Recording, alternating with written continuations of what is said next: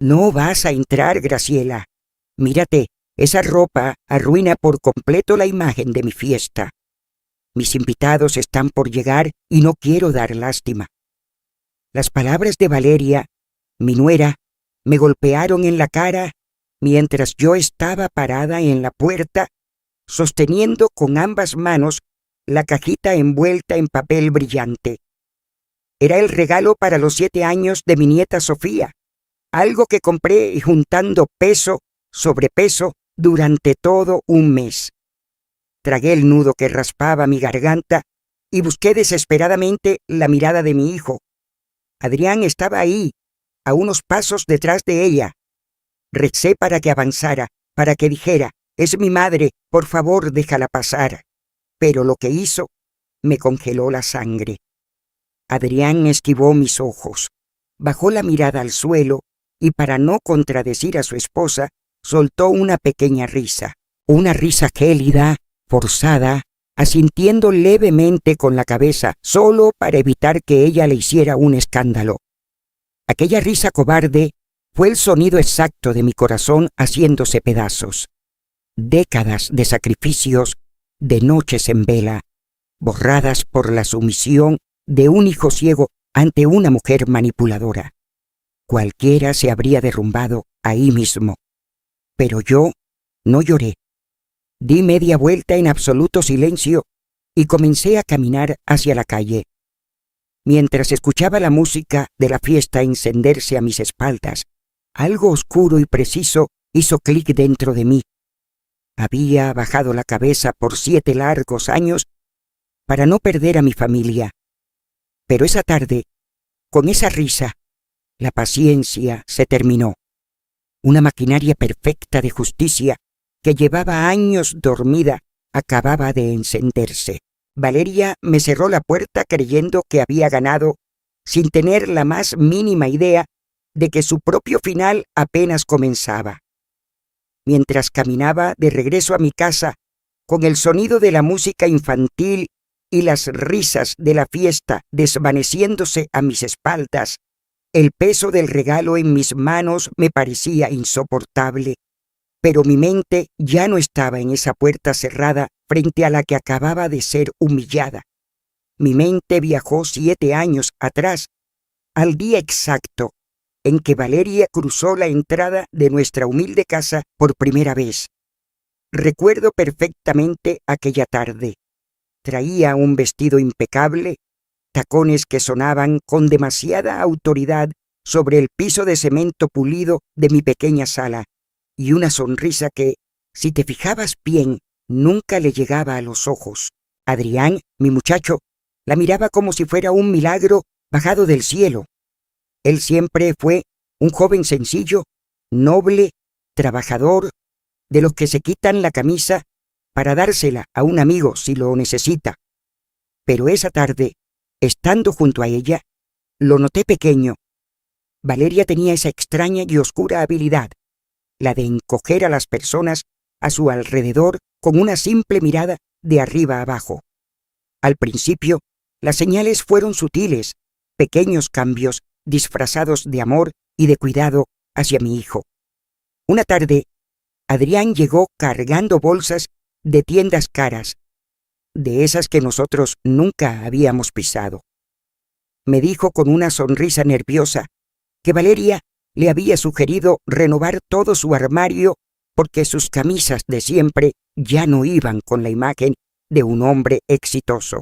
Tiraron a la basura las prendas que yo misma le había regalado en sus cumpleaños, aquellas que él usaba con tanto orgullo. Valeria lo convenció de que necesitaba verse diferente para ascender en la vida, para ser alguien importante. Yo lo veía pararse frente al espejo, tenso, incómodo, dentro de trajes que no iban para nada con su esencia, intentando convencerse desesperadamente de que esa era la felicidad. Luego la limpieza continuó, pero esta vez con las personas. Adrián tenía un grupo de amigos desde la preparatoria. Muchachos ruidosos, sí, a veces imprudentes, pero leales a más no poder. De un día para otro, Dejaron de venir los domingos a ver el fútbol. Las carnes asadas en el patio simplemente desaparecieron. Cuando le pregunté qué había pasado, Adrián me respondió, repitiendo las mismas palabras exactas que Valeria le había implantado en la cabeza. Mamá, ya estamos en otra etapa. Ellos no tienen ambiciones, solo nos van a estancar. Valeria dice que necesitamos relacionarnos mejor para el futuro. Me dolió en el alma. Le estaba cortando las raíces una por una, aislándolo en una burbuja de cristal donde la única voz que él podía escuchar, la única opinión que importaba en el mundo, era la de ella. No sé si alguna de ustedes ha pasado por esto. No sé si alguna madre me escucha y reconoce este sentimiento. Ese dolor sordo, esa angustia paralizante en el pecho, cuando ves que tu hijo se está resbalando poco a poco hacia una trampa, cayendo en un pozo emocional y sabes perfectamente que no puedes gritar para advertirle, porque si levantas la voz, si te opones, corres el riesgo de que él te vea como el enemigo y se aleje de ti para siempre. Sabía que si yo confrontaba a Valeria de frente en ese momento, ella jugaría su mejor carta, se victimizaría, lloraría lágrimas falsas frente a él, y Adrián terminaría odiándome, creyendo que yo era la clásica suegra celosa, posesiva e intrometida que no lo dejaba ser feliz. Así que tomé la decisión más difícil y dolorosa de mi vida. Guardé silencio. Me tragué el orgullo por completo. Soporté cada comentario despectivo sobre los muebles anticuados de mi casa. Ignoré cada mirada de fastidio cuando le servía la comida que ella consideraba muy corriente para su paladar y dejé pasar cada desplante grosero. Pero Valeria cometió un error garrafal. Confundió mi paciencia con estupidez. Mi silencio nunca fue sumisión. Mi silencio no era miedo, era estrategia pura. Entendí muy rápido que con mujeres manipuladoras como ella, las palabras y los reclamos no sirven para nada. Ellas dominan el arte de torcer la realidad, de hacerte dudar de tu propia cordura. Si algún día quería abrirle los ojos a mi hijo y rescatarlo de ese secuestro psicológico, iba a necesitar pruebas irrefutables, evidencia física y real, algo que ella no pudiera borrar con un beso manipulador o un berrinche de niña consentida. Fue entonces cuando me convertí en una especie de fantasma dentro de su historia, en una cámara de seguridad silenciosa. Todo empezó casi por instinto.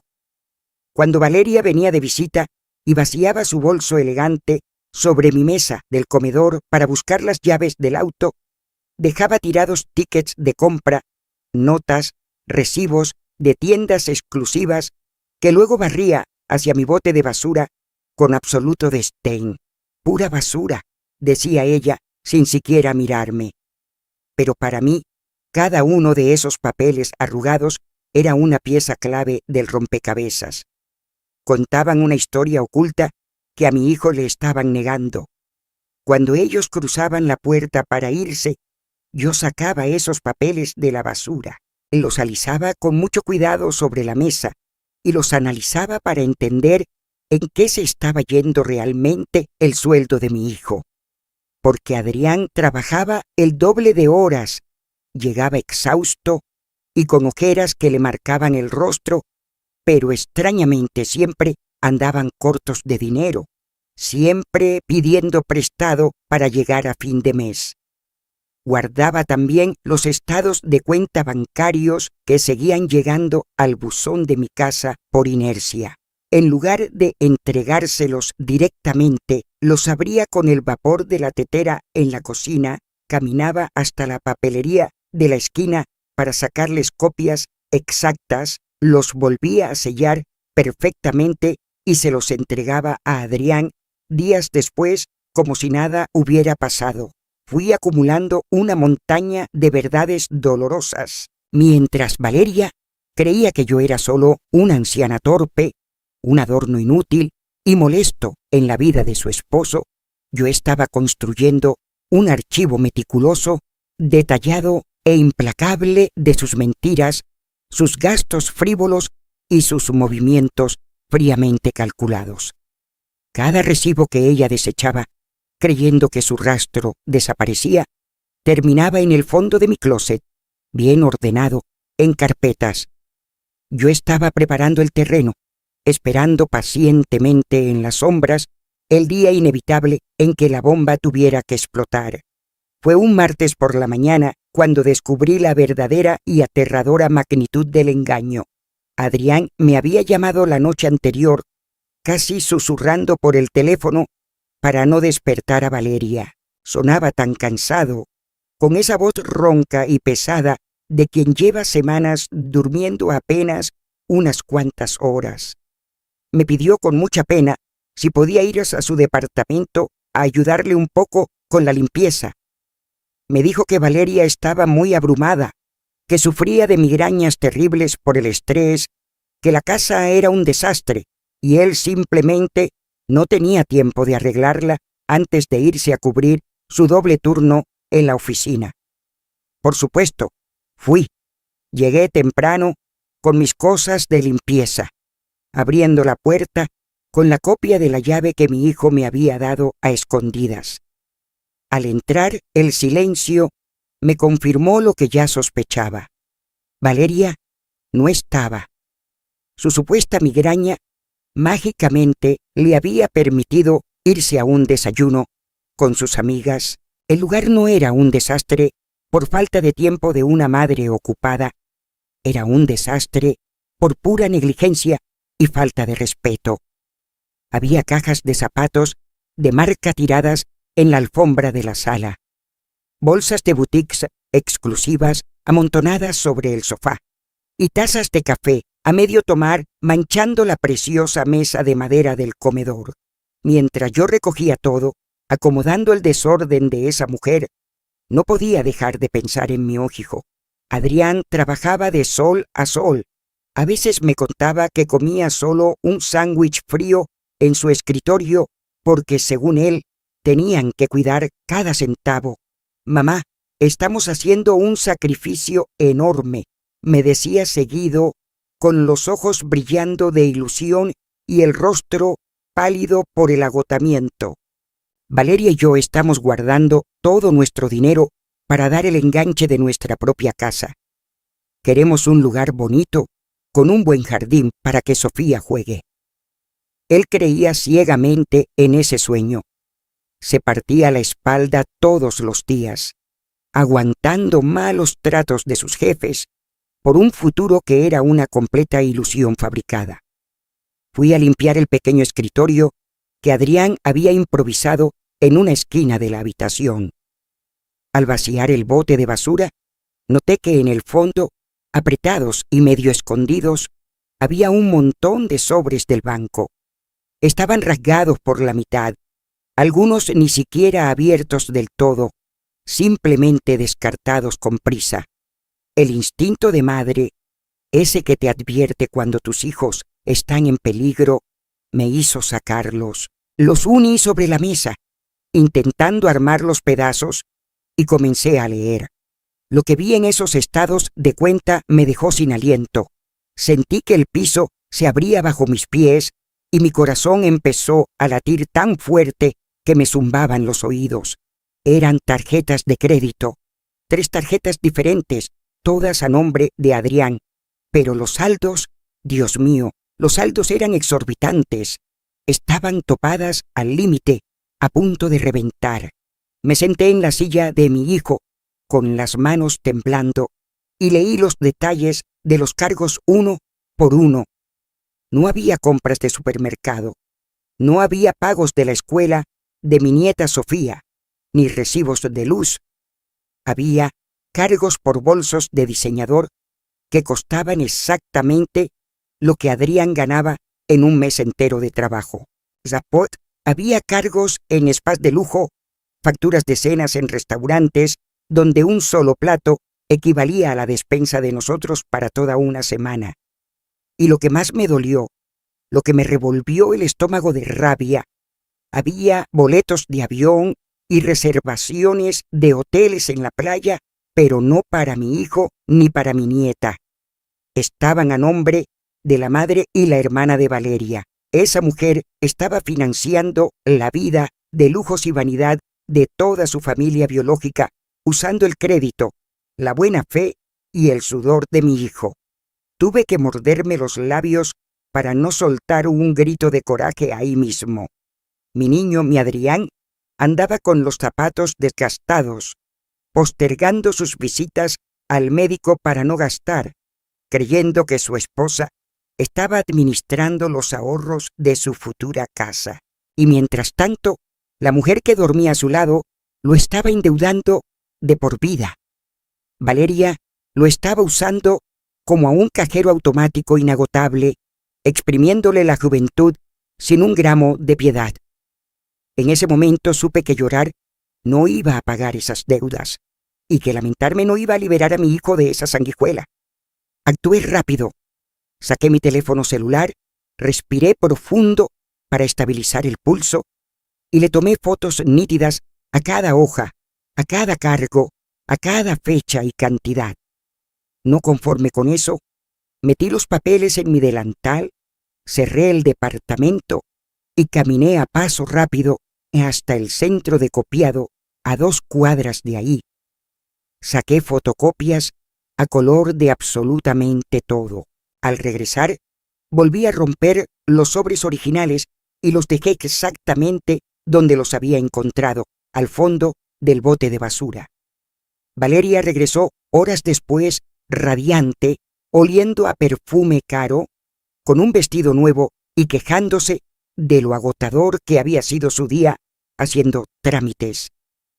Yo la saludé con una sonrisa plácida, le dije que la casa estaba limpia y me despedí sin que mi rostro revelara una sola pista. Caminé hacia mi casa sintiendo un fuego nuevo hirviendo por dentro. Esa misma tarde fui a la papelería y compré una carpeta de color rojo brillante.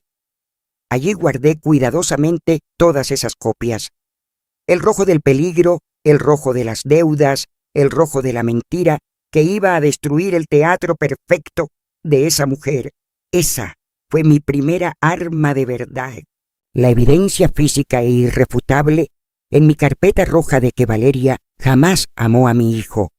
Solo amaba lo que podía robarle a sus espaldas. Si lo de las tarjetas de crédito me rompió el corazón por la desfachatez de esa mujer, lo que descubrí después me heló la sangre en las venas. Porque el dinero, al fin y al cabo, se paga, se recupera con sudor y trabajo. Pero jugar con la mente, quebrar el espíritu de un hombre honesto y pisotear su autoestima hasta dejarlo hecho polvo, eso no tiene perdón de Dios. Eso es pura maldad. Hace exactamente 2 años, mi hijo estaba a punto de dar el salto que tanto había soñado. Iba a ser nombrado gerente regional de su empresa.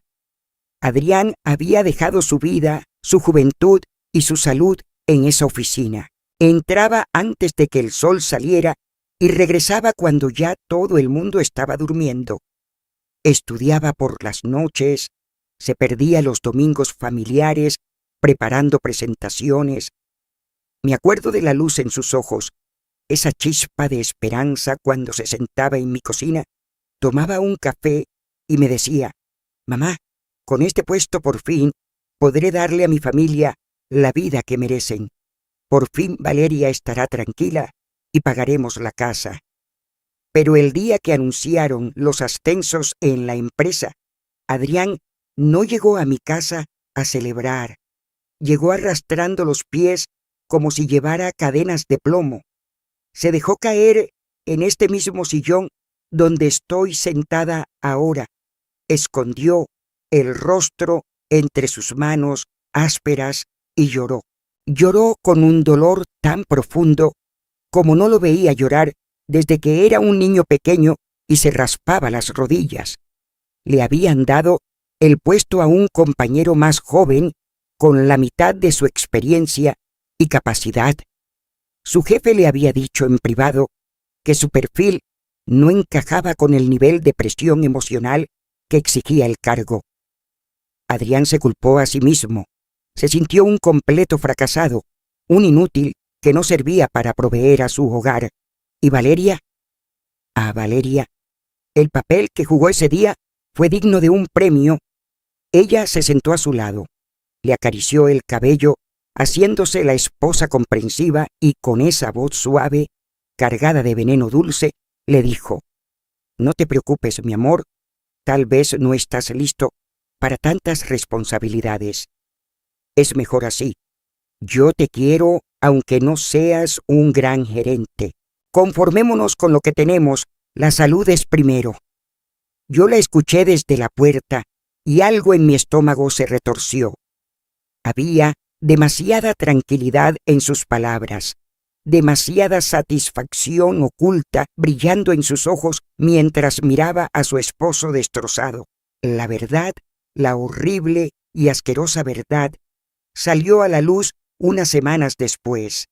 Yo siempre he sido una mujer de hacer amistades donde sea, y en la oficina de Adrián conocía a la secretaria de dirección, la señora Carmen, una mujer viuda de mi edad, muy decente y honesta.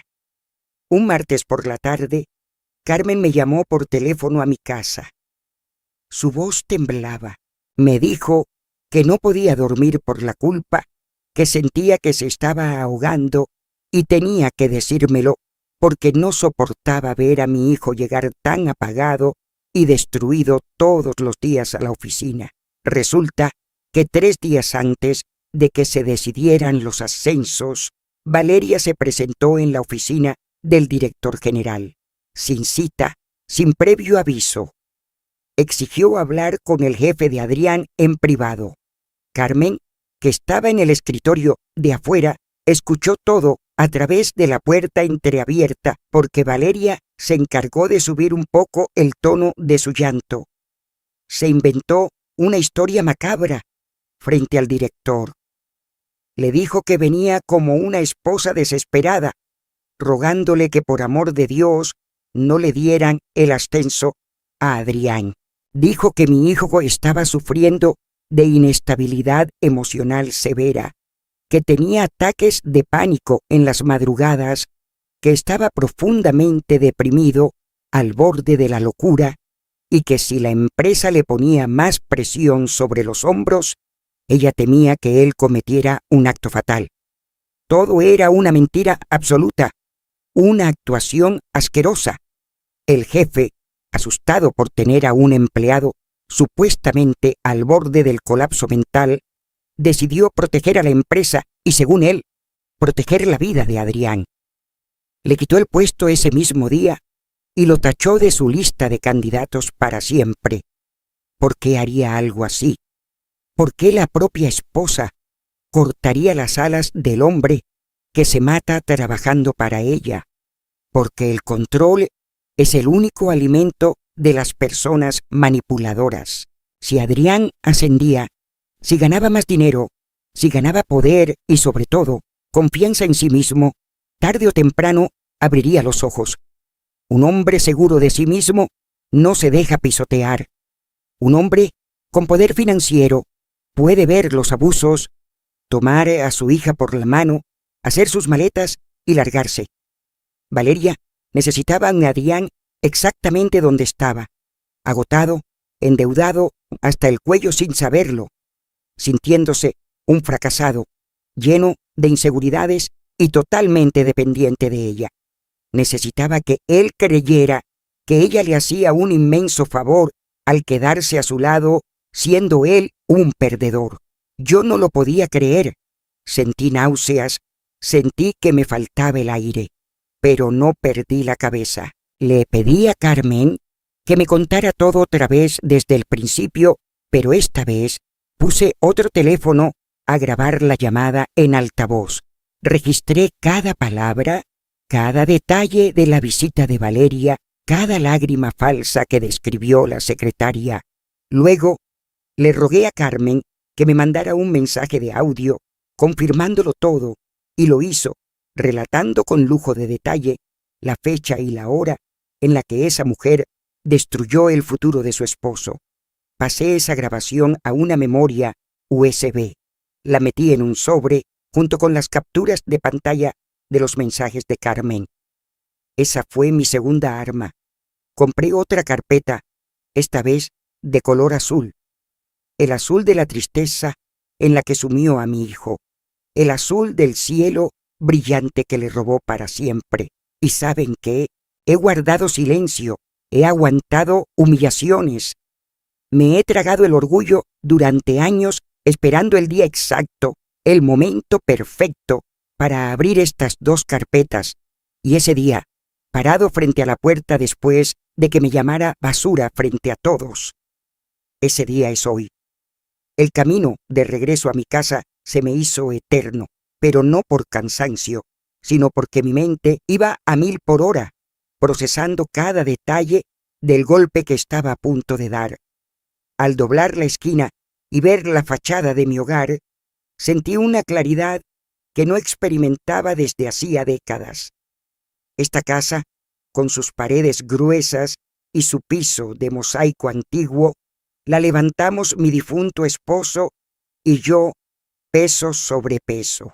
Fueron años de privaciones, de no salir a comer, de usar la misma ropa, hasta que se gastaba, todo para tener un techo propio, un patrimonio seguro para nuestro hijo. Y sin embargo, para Valeria, mi hogar nunca fue digno de respeto.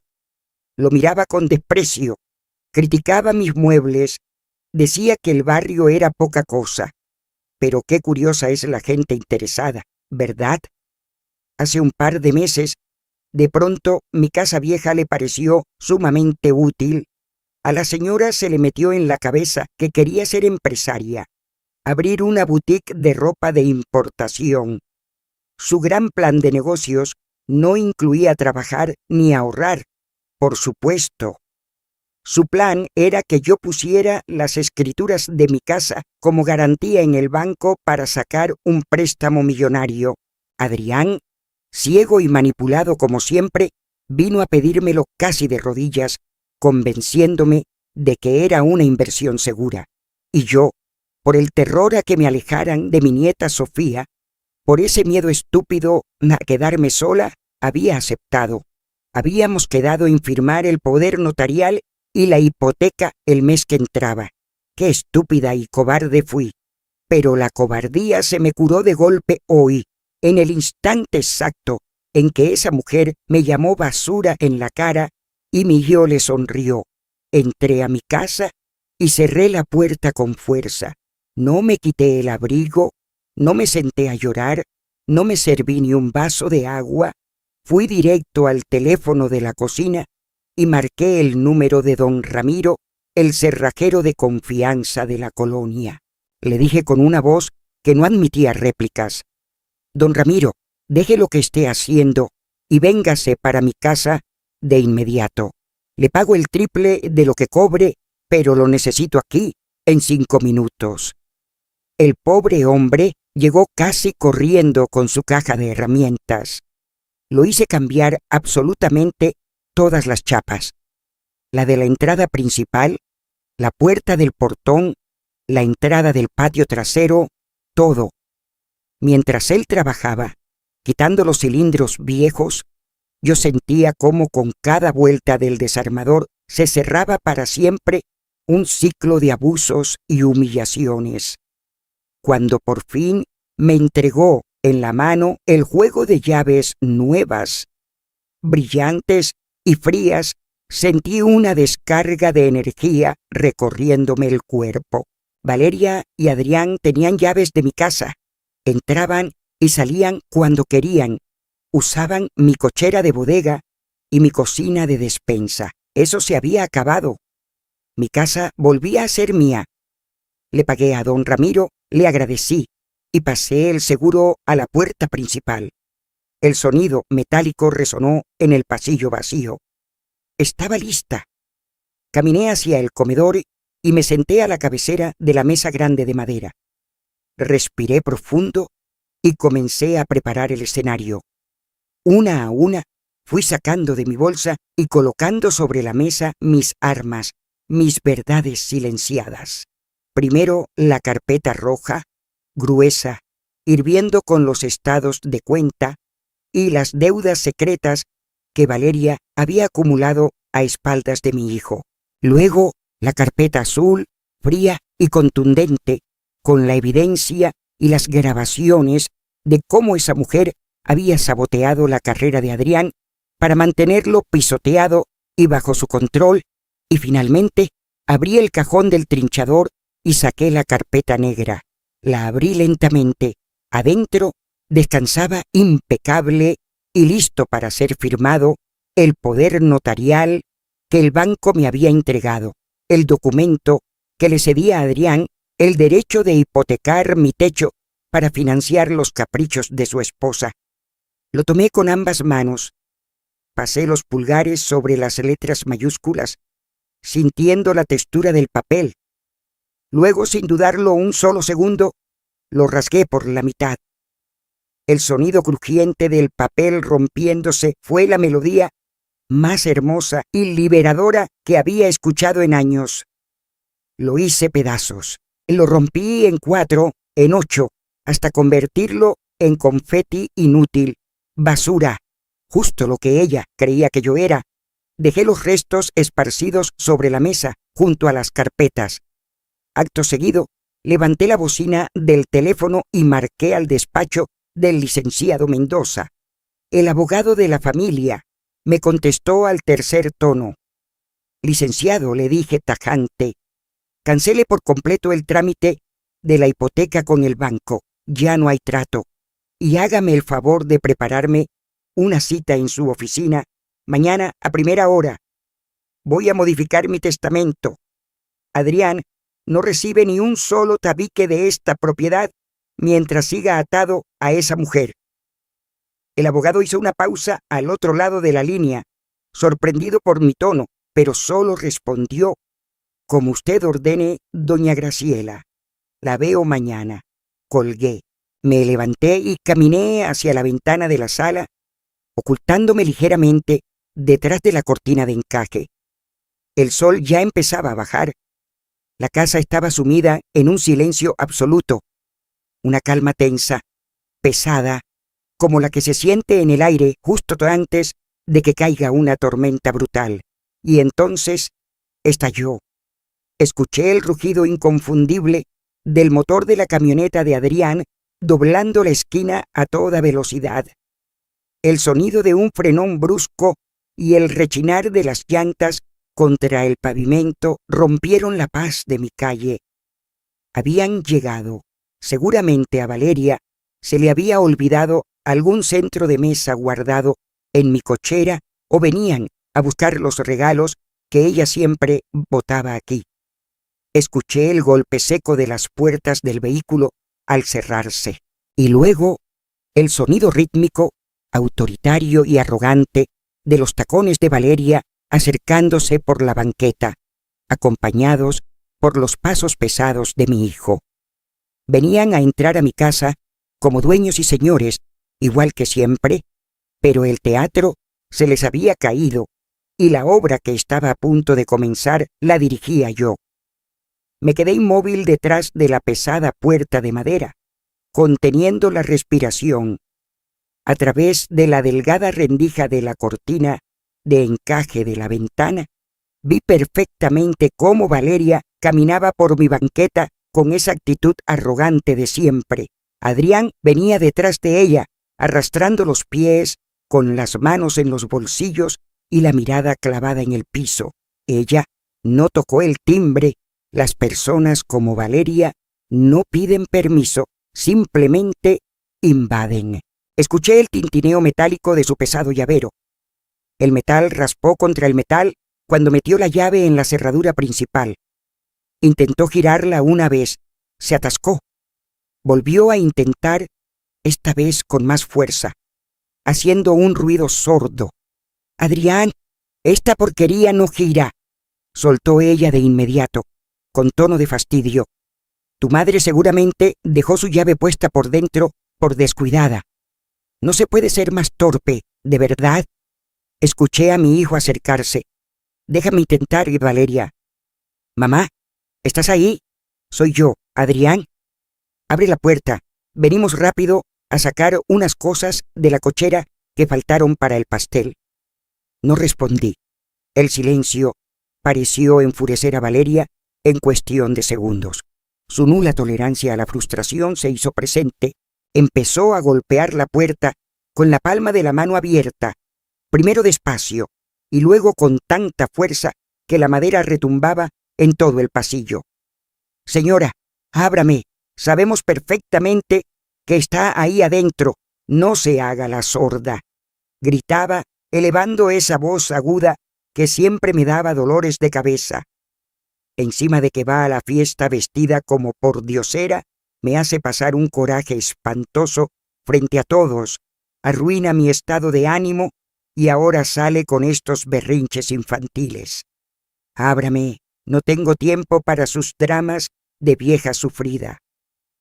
El escándalo que estaba armando era tan grande que los perros de la cuadra empezaron a ladrar. A Valeria nunca le importó dar un espectáculo público, siempre y cuando ella fuera la que mandaba. Por la rendija vi cómo doña Rosa, la vecina de enfrente, salió a barrer su entrada sin que hubiera hojas, solo para asomarse. La señora Leti, la de la tienda de la esquina, también salió a asomarse desde su reja. La gente empezaba a mirar. Me acerqué lentamente a la puerta. No quité el seguro.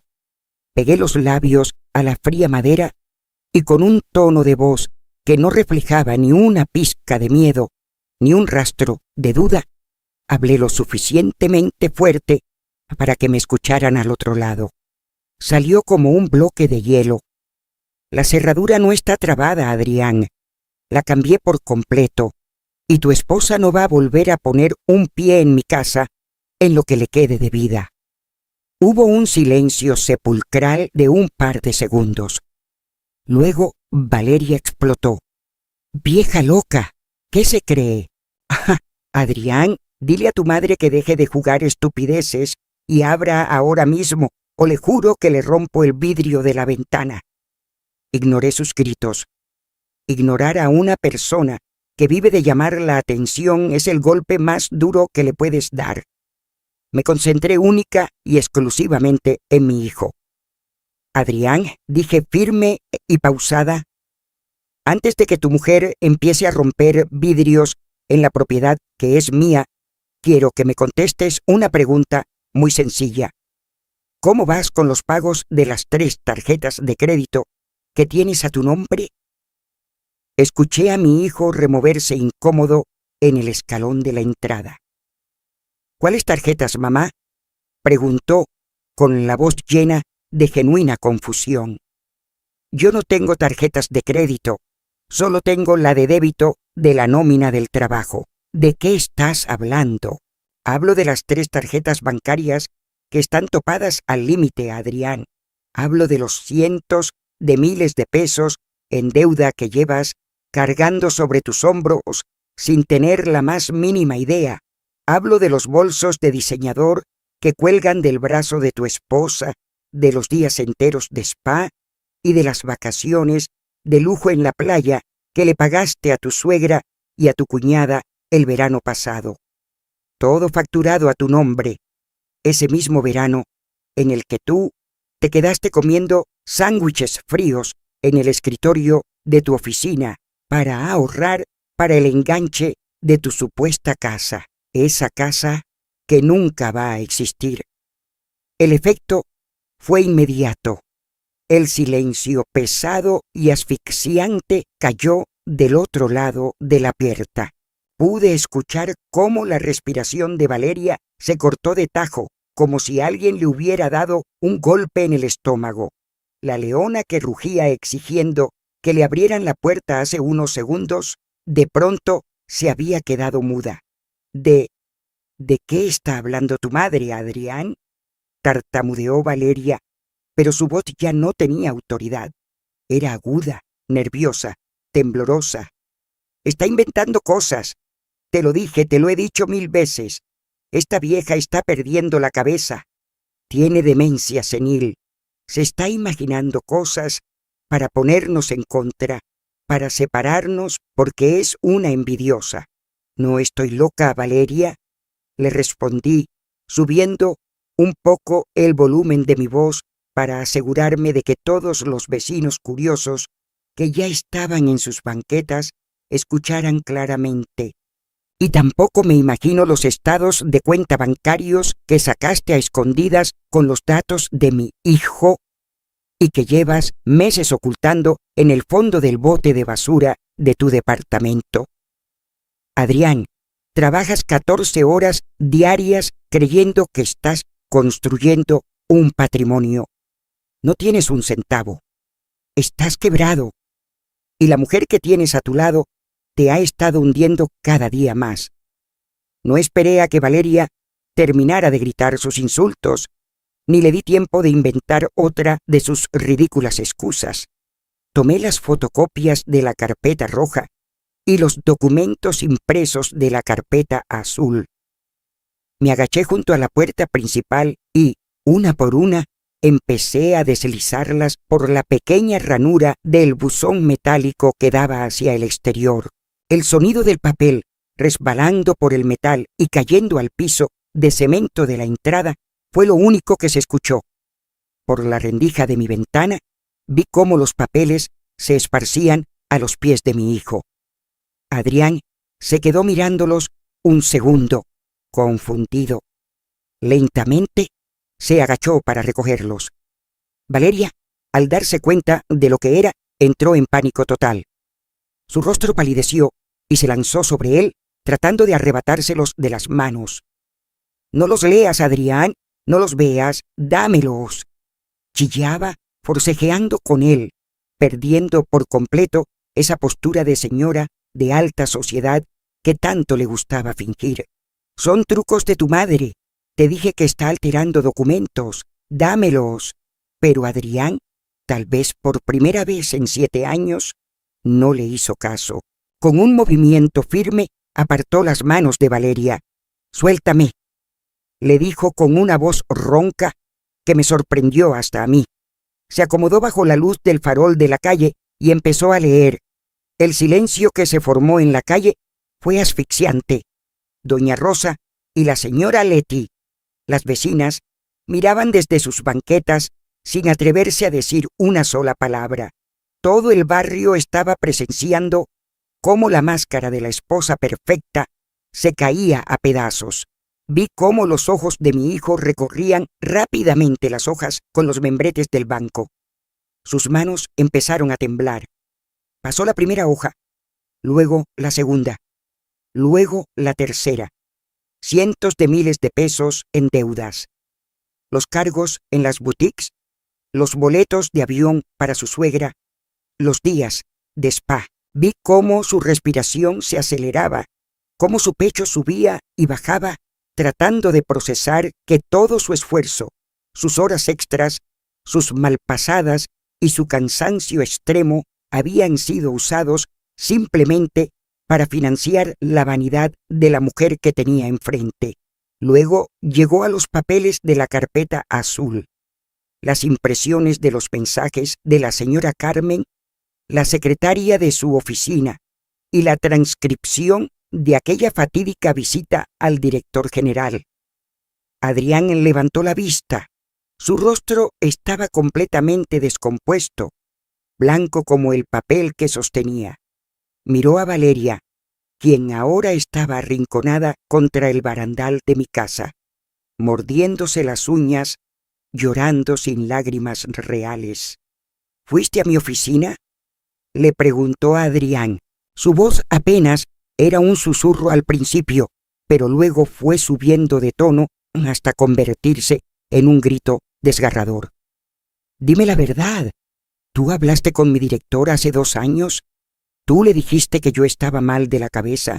Mi amor, escúchame», lloriqueó Valeria, intentando acercarse a él con los brazos extendidos, usando su vieja táctica de hacerse la víctima. «Lo hice por nosotros, Adrián. Te estabas matando de cansancio. Ese puesto te iba a alejar de mí, te iba a enfermar. Yo solo quería protegerte. Lo hice porque te amo. Me destruiste, rugió mi hijo, haciendo que Valeria diera un brinco hacia atrás. Me hiciste creer que yo era un fracasado. Lloré en tus brazos, sintiéndome un inútil, un hombre que no servía para darle un futuro a su hija. Y fuiste tú. Tú me cortaste las alas a propósito para tenerme como a un perro amarrado a tu lado. El golpe de realidad le dio de lleno. A través de la ventana vi cómo el cuerpo entero de Adrián perdía fuerza. Se llevó las manos a la cabeza, tambaleándose como si le hubieran dado un golpe directo al cráneo, y entonces supe exactamente qué estaba pasando por su mente. Se acordó de esta misma tarde, se acordó de cómo hace apenas unas horas él se había quedado parado detrás de esa misma mujer, bajando la mirada y soltando una risita cobarde mientras ella llamaba basura a la única persona en el mundo que realmente le cuidaba las espaldas. A su propia madre, que llevaba años tragándose el dolor en silencio para no dejarlo caer. El peso de la culpa lo aplastó. Adrián no pudo sostenerse más. Sus rodillas cedieron y cayó al piso de cemento duro justo frente a mi puerta cerrada. Dejó caer los papeles y escondió el rostro entre las manos, llorando a cántaros, soltando unos sollozos tan profundos y llenos de dolor que me partieron el alma. «Mamá», gritó con la voz ahogada en llanto, pegando la frente contra la madera de mi puerta. «Perdóname, mamá. Dios mío, perdóname, por favor.